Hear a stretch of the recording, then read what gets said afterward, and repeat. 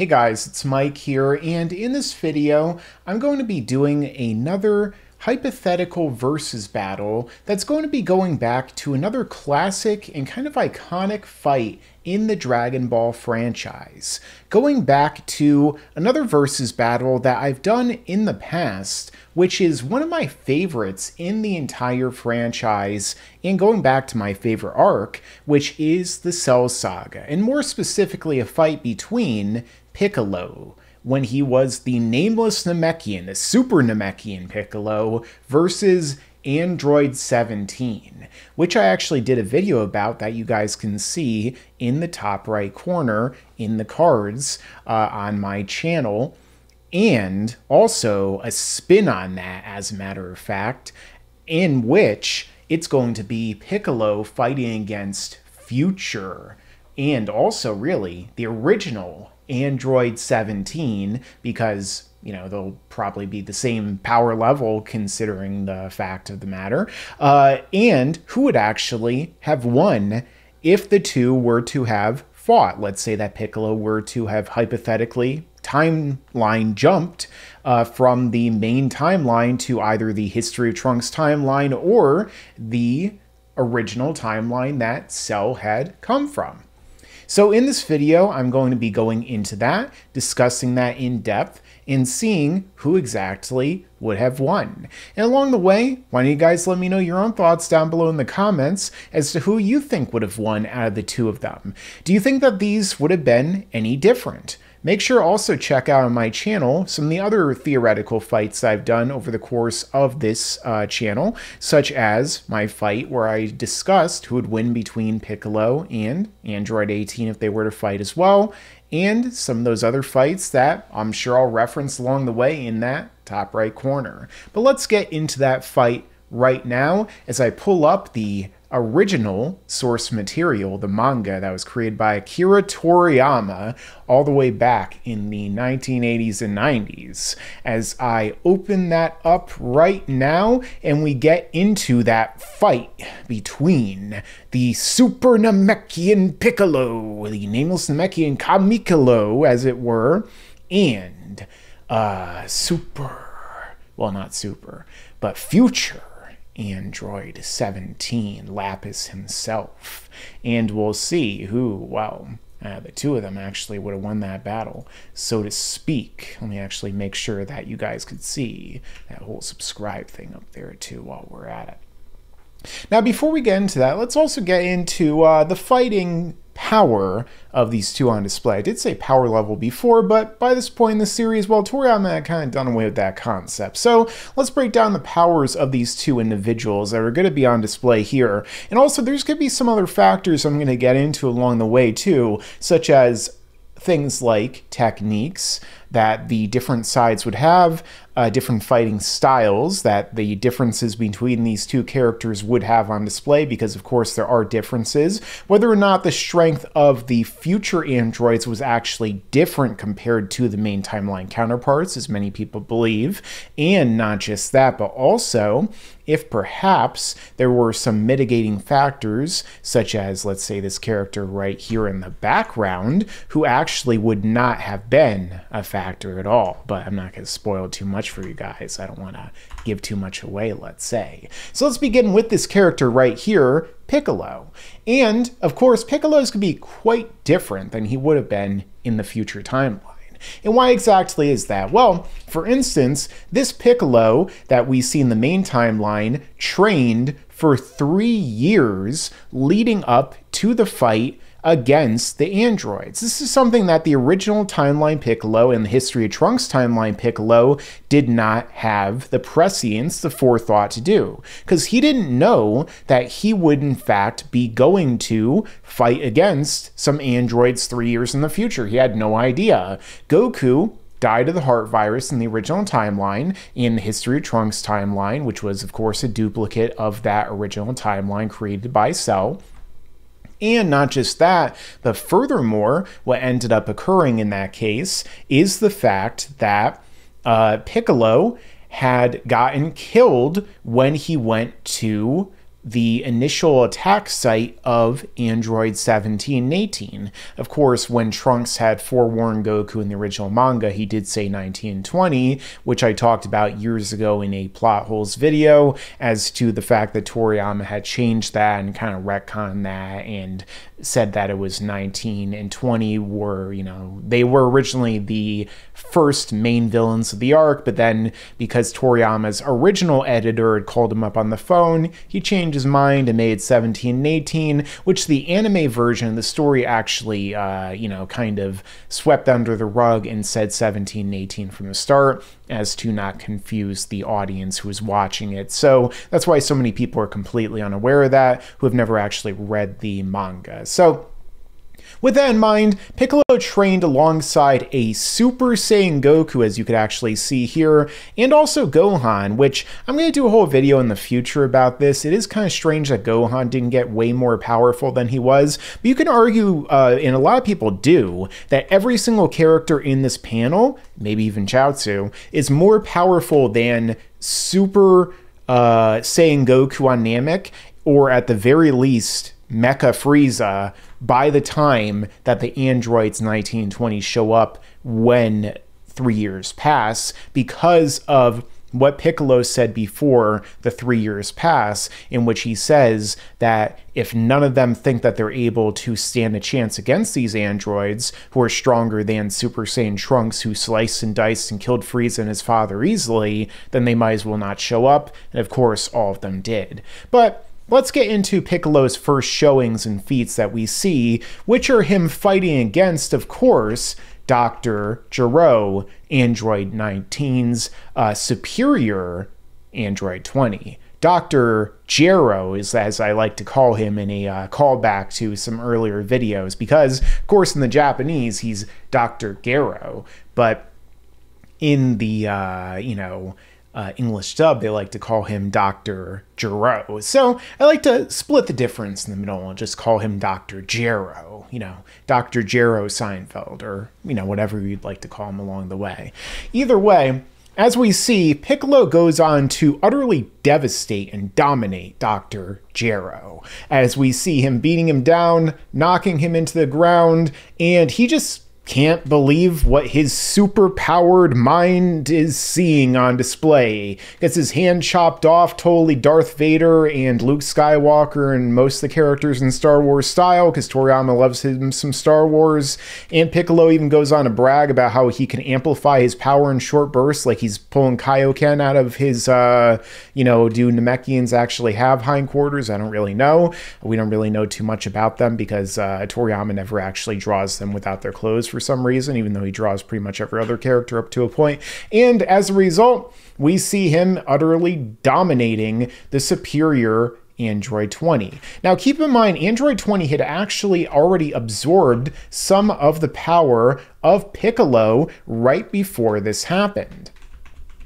Now, this is important to note because the fact that Android 20 is more powerful than Android 19.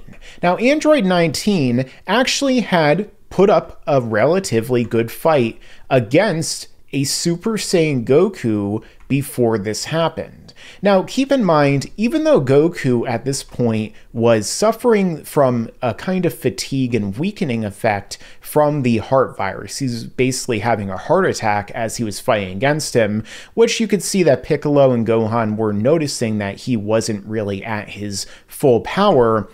Tien was right here observing him up close and noticing just how extremely powerful he was and saying he was like in a different plane of existence separate from all of them.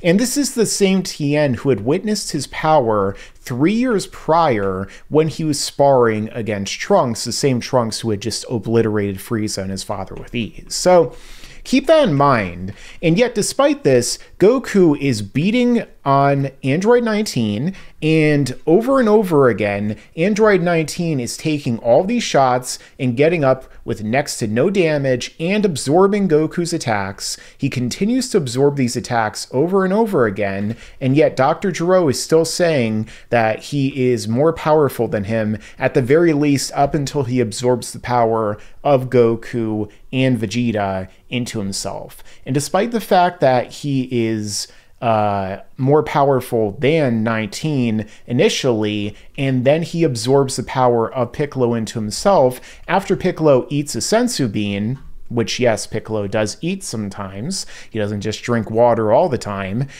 We do see that Piccolo wrecks him, which shows that Piccolo, as Kuririn points out over here, the little Shaolin warrior himself, Piccolo isn't even a Super Saiyan, which, I mean, obviously he's not a Saiyan at all, Krillin, what are you talking about? And he still is super powerful. I don't know where I put that panel. I have so many panels as it is. Well, you guys get the idea. The fact of the matter is that Piccolo, well, he is super strong, and Krillin points it out right here as I finally found it after I'd already finished making that point. And yes, he trained alongside Goku. I don't know if Goku, as I pointed out in a video in the past where I talked about why Goku stopped using Super Saiyan, had shown Piccolo and maybe even Gohan how to essentially use the Kaioken without using the Kaioken technique and improve his power in short bursts to where he could just amplify all of his power in an instant many-fold, to where it made it irrelevant to whether or not he ever would have to have some sort of lingering base amplification form or anything like that. But nonetheless, the fact of the matter is that it seemed like the androids simply weren't capable of doing this anywhere near as effectively, even in the case maybe of 17 and 18, comparative to someone like a Goku, Vegeta, Piccolo, and so on. And that could be a large reason as to why when we finally see Piccolo fighting against Android 17 later, he goes on to say that Piccolo, or that 17's punches rather, aren't really much to speak of, which I'll get into a little bit more when we get into their fights. Now, despite this, Piccolo still gets a lot more powerful later on, because of course, he goes on to merge with his other half, with that being Kami. Now, we saw just how powerful Piccolo got from Namekian fusion on Namek when he merged, united with Nail. Now, that took him from some ambiguous level of power that Nail was impressed by, where he said that even after sensing the power of Vegeta, Gohan, and after fighting Frieza and his 530,000 himself, that he said that Piccolo had spectacular power. Piccolo did train even harder than Goku on King Kai's planet with the goal to surpass Goku, and said that he thought that he would be able to be stronger than Goku even after Goku's training in gravity, which I don't really know how he could possibly gauge that, but let's say theoretically he was sensing Goku on his way to Namek using King Kai. We know that King Kai can help extend senses, as we saw at the end of the Cell Saga when Goku was sensing Gohan in Cell's battle, for instance. But the fact of the matter is that Piccolo gains a gigantic power up here, where he goes from being weaker than Super Saiyan Vegeta and Super Saiyan Goku to then in turn being far stronger than both of them, to where he is able to in turn fight against, well, not only Imperfect Cell, but also Android 17, on par with them, and you could argue is even stronger than him. Now, before we get into that fight itself, it is worth mentioning that his opponent, Android 17, is someone that we should probably start to scale too. Now, in terms of Android 17's power, we are talking again about future Android 17 here. Now, with regard to future Android 17, exactly how powerful is this future Android 17? I do like to say future, in the future now, don't I? But with that being said, how strong is he comparative to, let's say, the present one? Now, it's really difficult for us to say for a fact. Unless, of course, maybe I did a video you guys can see in the top right corner where I broke that down.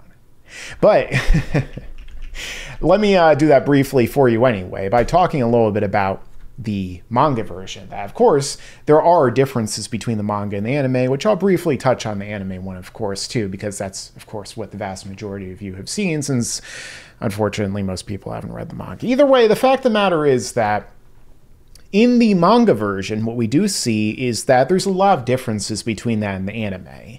In the manga version, Trunks and Gohan are quite different in terms of their power and a lot of other things occurring at the time. For instance, Trunks is already a Super Saiyan well before Gohan's death. He's training as a Super Saiyan against just base Gohan. You know, Trunks gets way more powerful during the time after Gohan's death than he does comparatively in this version. For example, you know, we see, as I just said, he's fighting against base Gohan as a Super Saiyan.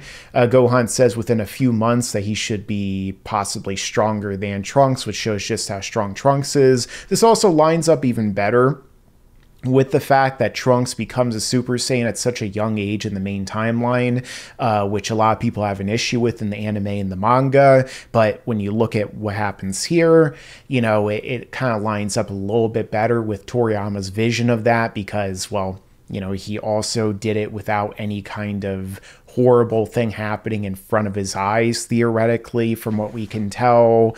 But either way, the fact of the matter is that we see in this version, just like in the anime version, Trunks gets knocked out by Gohan. He gets knocked out, gets up again. Nobody's going to ever take him down. But either way, he gets knocked out. And then Gohan knows he's going to die, basically goes off on a unalive mission.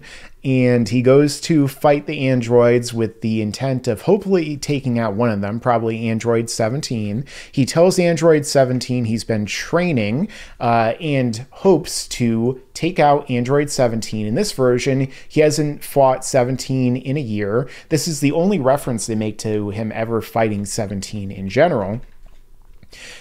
So for all we know, he's only ever really fought him like maybe one time. I mean, maybe he's fought him many times, but who knows?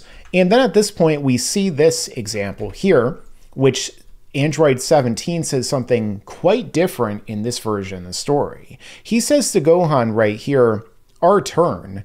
I'm sorry to disappoint you, but I was only using half my strength last time we fought." So he's saying here to Gohan, you know, I'm paraphrasing a little bit just to give you guys more context. The last time they fought, 17 was only using half their strength. Depending upon the translation, he says that he was using even less than half his strength, which goes to show you that 17 always toyed around with Gohan when the two of them fought. Like, he never actually tried, which ties into this thing that we see here actually beforehand, where he's toying, or he's actually talking to Android 18, and 18 wants to wipe out all the humans, like, right now. She doesn't actually want to play games. She's just, like, you know, way more sadistic than him and, you know, just wants to get everything over with.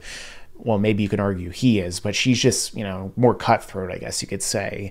And 17 actually says, no, he wants to drag everything out and wants to have more fun, and he wants to extend everything. Whereas, which, you know, it makes sense that the man wants to extend everything, I guess you could say. Whereas with her, she doesn't. So in his case, he held back when he fought against Gohan the last time they fought. So that means that 17 held back every time he fought Gohan theoretically in the past. And if he ever fought Trunks, probably did the exact same thing. So in this case, he doesn't hold back. He rushes in to kill Gohan, as he says right here, this time you won't escape. He's not going to hold back. And Gohan knows this. That's why we see Gohan's face right here. He's resigned to death. In this version of the story, he doesn't even show any attempt to fight back. We don't see the fight even happen on screen. The horror of the scene is left off screen. If the glove doesn't fit, you must acquit. I don't know. But the fact of the matter is that Toriyama leaves it up to the imagination, like a real horror movie. That's one of the masterpieces of this particular moment here that Toriyama put here. A lot of people really underrate this chapter because it really is only a half chapter. It's such a small moment, and yet this is such a masterfully done moment because he doesn't show us what happens. We just see the aftermath. We just see Trunks find Gohan's dead body. But regardless, the face, the expression tells it all. The fact that 17 rushes in, Gohan knows he's dead, 18 laughs, that's it. That's all we need to see. Gohan's dead. It's over. He's outmatched, outgunned. He messed up horribly. I mean, he never should have rushed in and done this anyway. It was a stupid plan. It's not like the androids could have sensed him. He should have just kept training until he was 1,000,000 times stronger than them and just annihilate them with a pinky flick. I mean, he should have just gotten angry times a trillion like he does in Dragon Ball Super, and then, gotten purple gray hair and then, totally won. But either way, the fact of the matter is that, yeah, he messed up. He done goofed really bad. And as a result, that's what happened. He's dead.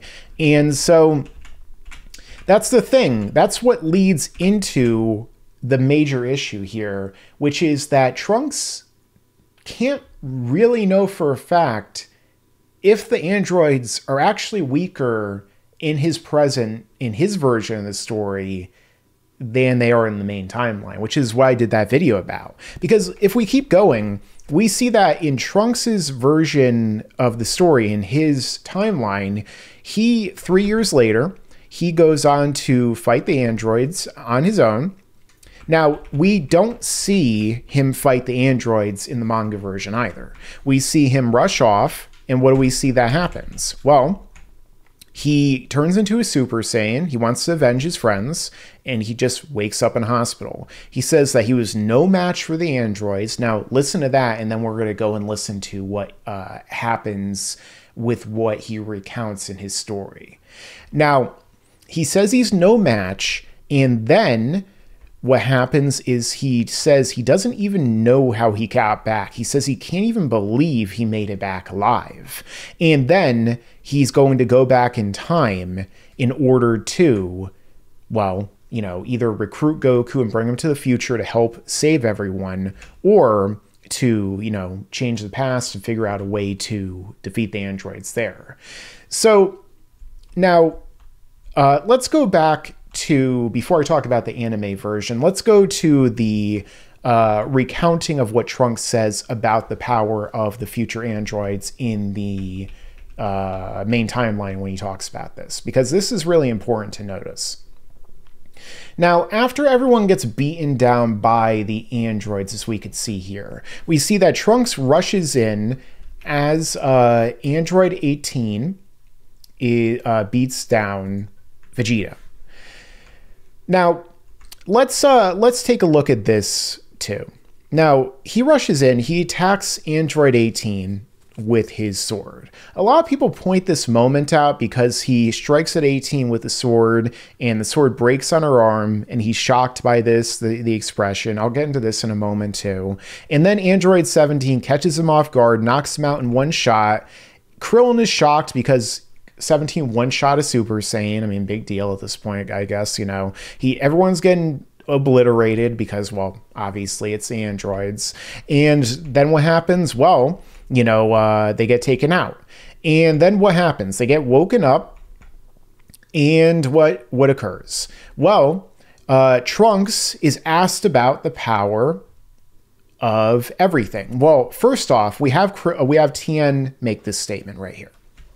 Tien says, we're talking about the man who was able to kill Frieza without breaking a sweat, and even he wasn't a match for the artificial humans. We need to face facts. No matter how strong Goku might be, he won't fare much better than Trunks or Vegeta did. I don't think we stand much of a chance against these things, even with Goku fighting alongside us. So that's a little thing that, you could say maybe goes against the idea that the humans and stuff are stronger than Frieza, because otherwise, why would Tien even make this statement? But nonetheless, the fact is that this is when Trunks says, I should mention those guys were a little different from the artificial humans I know. The ones I fought in my own time didn't have such devastating physical strength. With them, I could at least put up a decent fight on my own. So, again, this is a different translation than the black and white manga, the Viz manga. This is the Tankobon, and, you know, like different translations vary and so on. The fact of the matter is that Trunks here is saying that the ones in his timeline are a lot less devastating than the ones here. But Trunks, again, is shown time and time again to not be a reliable narrator when it comes to a number of things. First off, it doesn't seem like he really understands how time travel works, which I'll probably do a whole video about in the future at some point. So, you know, like when he shows up, he mentions how like, oh, please don't mention me to my mother and father, else I might not exist. And then like, you know, when he goes back and then he comes back again, like there's like a time where like Gohan and Krillin and stuff kind of have to like mention him. You know, if you go back in time again, Trunks, and like later, like even earlier, which he suggests doing, like that's not gonna like actually change anything with regard to Cell. Like, why are you even mentioning that? And he's like, oh yeah, like my mom mentioned that doing that would do this. And so it doesn't seem like he understands how time travel works at points. And then he mentions this about the androids, and then he's saying things like how, oh, I could put up a fight against them, and they're not as devastating in terms of their physical force as the androids that I knew. But then when we actually look at like what happened in his timeline, it's like in the manga, we don't actually see him fight the androids, but he says in his own words that he was no match for them at all, and that he doesn't even know how he made it back alive.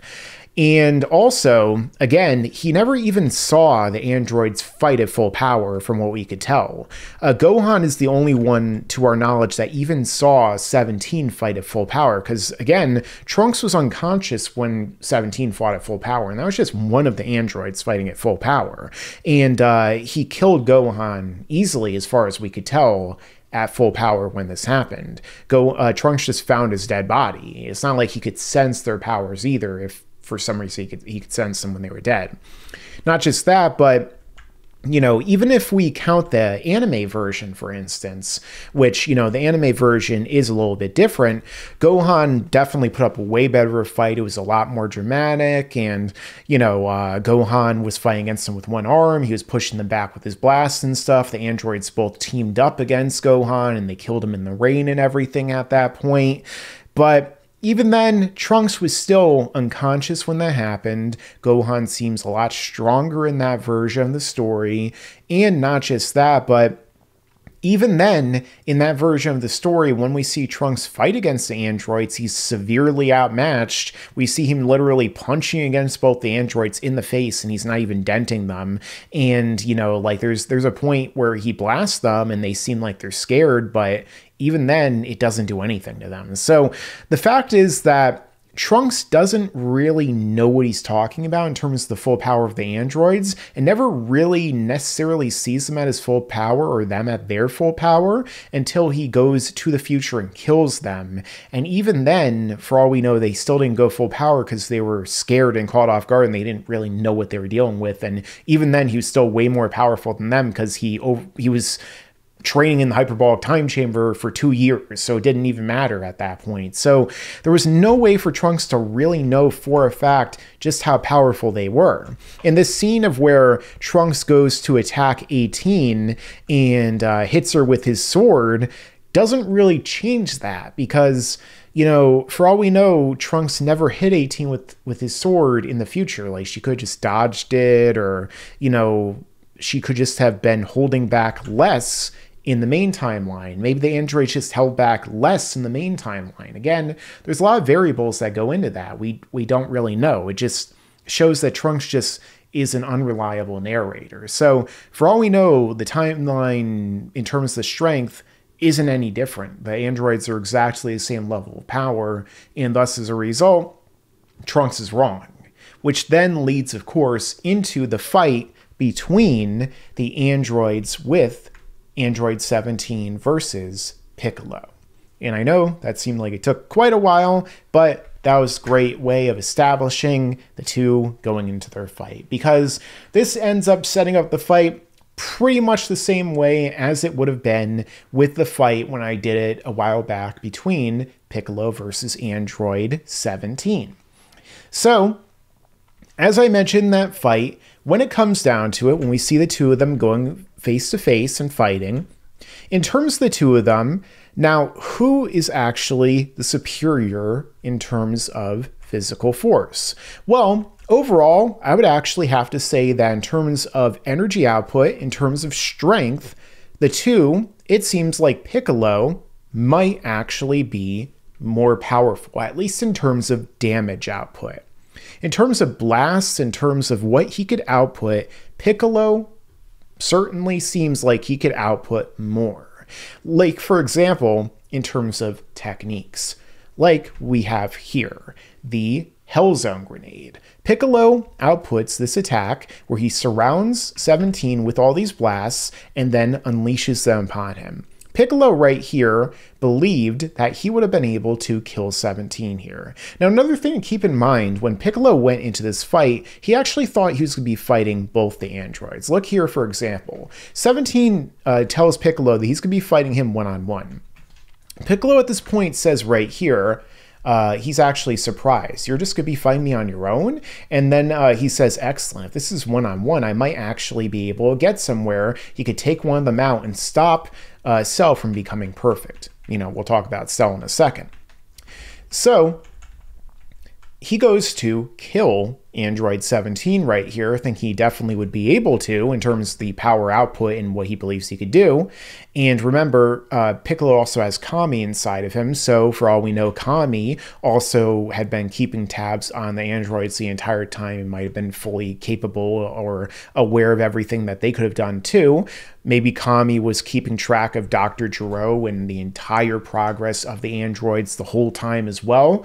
We don't really know because they never really get into it, but that's something else to keep in mind in terms of the understanding of it, because, you know, he also told Piccolo right before they merged that he was watching the whole thing, that he didn't even want to merge with Piccolo right away to fight the androids because of the fact that, you know, the androids were just defending themselves against Piccolo and the others, and that he didn't necessarily think that they were doing anything wrong. And so he was aware of the whole situation and might have been the entire time for all we know. So it really gets into that as well. But going further, we see that Piccolo believes that he had killed 17, and the only reason we see that 17 necessarily survived is because of the fact that he has this barrier move, which we can only assume that future 17 would have the exact same techniques and abilities that the present one does too. And even says that Piccolo is super close as well. So, as we see, when this keeps happening, the two of them continue to fight, well, Cell is drawn into the fight. So I'll get more into that as well. Now, we continue to see that as they go on, they get into a hand-to-hand sparring match where they're knocking each other back and forth. This is where we get into that statement I made earlier, where Piccolo says that he doesn't really have much force behind his punches with 17. Now, I think this might tie into what I mentioned before, and I'll bring that back up again if I can find it. I wasn't able to find it before for some weird reason. Here we go. Where Piccolo had mentioned the whole thing about being able to amplify their ki in huge bursts. So, for all we know, maybe this is something that 17 doesn't have the ability to do as well at the very least, because of the fact that Dr. Gero didn't have any knowledge of this ability. And so as a result, that means that, you know, Piccolo can output more punch, more blasting capabilities. He could fold more ki, more electrons, let's say, into his output and blasts and punches than 17 can. Thus, he could punch harder, he could blast more densely than 17 and thus deal more damage, which also, of course, depletes his stamina faster, which is a major thing that 17 and 18 have going for them. And thus, that's why he says this. Now, this continues to go on with the two of them, where eventually, you know, they're going back and forth, they're dealing the punches, damage, they're hurting each other. And, they're saying they're evenly matched, and it seems to be the case. However, as it continues to go on, 17 is taking some shots from Piccolo in terms of blast. We see that, Piccolo is dealing damage to 17's clothes as Piccolo is taking damage too. So 17 is having some blast getting through his internal ki barrier, or, pure energy barrier, whatever you would like to say. But Piccolo is huffing and puffing, so the stamina is, draining from him. This is when their fight is interrupted by Cell. Now, keep in mind, of course, in the future timeline, Cell is not alive yet. Well, not in the sense that we would think. He would still be incubating in his pod. As a result, he would never be here to interrupt the fight. The fight would continue to go on wherever it would be taking place, whether it be taking place in Ginger Town, or the island, or wherever exactly this fight would take place, in front of Capsule Corp if Trunks brought him there, wherever exactly the battle would occur. And thus, as a result, Cell would never sense the power of Piccolo, to be brought there. Piccolo wouldn't lead him there, and so on and so forth, unless for some reason Cell, I don't know, hopped in another time machine and brought himself there. I don't really know.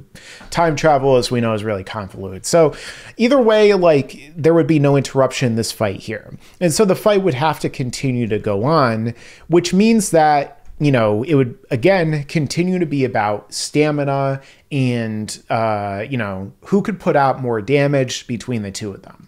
Would Piccolo be able to deal more damage to 17 over time, or maybe deal, let's say, maybe get in more tactical advantages on his opponent? Or would 17 be able to wear him down and eventually kill Piccolo because the fact that, he would have enough openings over time, because Piccolo is far more capable of being worn down, just like, what we saw with Vegeta and Android 18. After all, that is the greatest strength of 17 and 18, that they never get more tired than their opponents in terms of that, unless, of course, they're severely damaged, which maybe over time Piccolo would be able to use certain types of techniques, kind of like he did against Goku in the Tenkaichi Budokai, the 23rd tournament, where he started to cripple his limbs. I mean, sure, 17 might not be able to lose stamina, but if he gets his arms and legs blown off, I mean, how much is that going to really help him, right? I mean, we've seen Gohan, he got his left arm taken out. Well, he's a left arm, right, Toriyama? And then what we saw, well, he said he lost half his chi. Well, how much is that stamina going to help if he has his left arm taken out? That's Piccolo could vary up his strategy, or he could use a very powerful move, something that 17 wouldn't be able to stop, which is, of course, right here, which is the light grenade ability. Now, as we see, when Cell appeared and was beating down Piccolo and 17, Piccolo had taken even more damage. The more damage you're taking, especially from a really powerful opponent, the more your stamina is going down. So Piccolo was already significantly more weakened right here after taking more and more hits from a way stronger opponent than Android 17, and as a result, then he in turn started charging up a far more powerful attack. And so this is when he sent off his most powerful ability at the time, the light grenade, and fired it directly at Cell. Now, keep in mind, when we see this happen, what occurs here? Well, 17, he doesn't put up his barrier now, does he? No, he jumps right out of the way. 17 knows that he cannot stop this ability with his barrier. He doesn't attempt to blast it. He doesn't attempt to do both at the same time. He doesn't fly out of the way and while doing all three. He just jumps out of the way because he's like, I'm going to die if I even attempt to stop this thing. And so he just jumps for his life because he thinks he's going to die.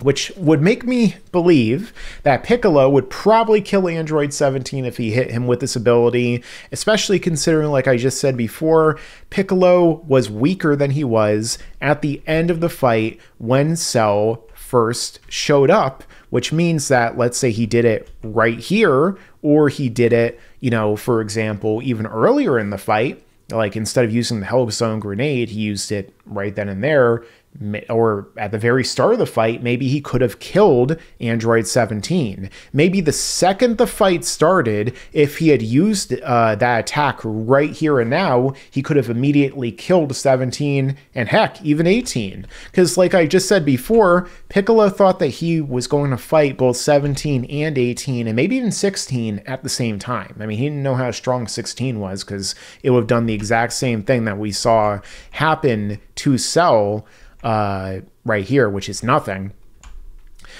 because, you know, he thought that he was gonna have to fight all of them. So maybe Piccolo is just gonna be like, well, I have to fight all of them, like grenade, and then he's gonna blast all three of them at the same time. So that to me implies that if Piccolo had done it right here at full power and just dumped every single atom of his power, every electron at once into it, then maybe he could have killed all of the androids, well, two of them, arguably, at the same time, which means that he would be able to beat Android 17 right then and there. So that means that Piccolo, in a straight-up fight, if he could get this ability off, I mean, it definitely has a charge time to it for sure, but considering the fact that when we see him use it, 17 doesn't even like attempt to stop him. Like, you know, he just like runs away immediately, and we don't really know how long this charge time is. Like, Cell is like walking up to him, but you know, it doesn't seem like it's that long compared to, like, let's say the Makanko Sapo, for example. He just like runs and jumps out of the way. So yeah, that to me seems like it's nowhere near as long of a charge time. So there's a chance he would be able to do this against regular or even future 17 in the midst of a fight, especially if, like, you know, he did strategically, he used the solar flare or something like that. I mean, even though this Dragon Ball Z, people never do that, especially Krillin. Solar flare, Kienzan! Instant victory! You know, so there's a chance he'd be able to win. The biggest thing here, another thing to keep in mind too, is another character who would not exist here that I mentioned before, would be Android 16. 16 would be just as strong as Cell, and so as a result, like, 16 would be able to, in the present timeline, say, step in the way of this and stop him from killing 17 with that attack, and help out if Piccolo is going to kill 17 because he's friends with him. Yeah, he would literally just be able to do the exact same thing that Cell did and just tank the attack and step in the way and help him. So, you know, like, that could happen here, but not in the future where he, like, either just was decommissioned or just never woken up or whatever happened with him. So as a result, he wouldn't be able to do that. But, you know, the biggest problem that we always see in the future is that 17 and 18 are really, really close, especially in certain versions of the story, like certain dubs and certain fan fictions on certain websites, which I'm not going to get into for, you know, monetization purposes. But the fact of the matter is that, you know, they're really close. And so as a result, that means that yeah, they might team up on Piccolo and kill him just like they did with Gohan. And so as a result, that could be a major factor. So Piccolo might not be able to defeat 17 in that case because they might team up on him, but if they actually are weaker, and Trunks was right, there's a chance he could still win. I would say in a straight-up fight, if 17's weaker, Piccolo would win. Piccolo could still possibly win in a straight-up fight with no interference if he gets a light grenade off one-on-one. But overall, there's a chance that they could team up, or 17 can wear him down in terms of stamina. But with all that being said, guys, let me know your own thoughts down below in the comments. I know this ended up being way longer than I expected it to be, but that's here at Laughingstock Media. That tends to be the case. Also, if you're new here and you like this content, why not consider subscribing? You know, I make content like this a lot, and you know, there's plenty of it on the channel that I think you guys will like, including some of them that are going to be popping up right here and now. Additionally, make sure to leave a like and you know, share this video out, and stick around because there's a lot more to come in the future. Thanks for watching. Yeah, and you better subscribe.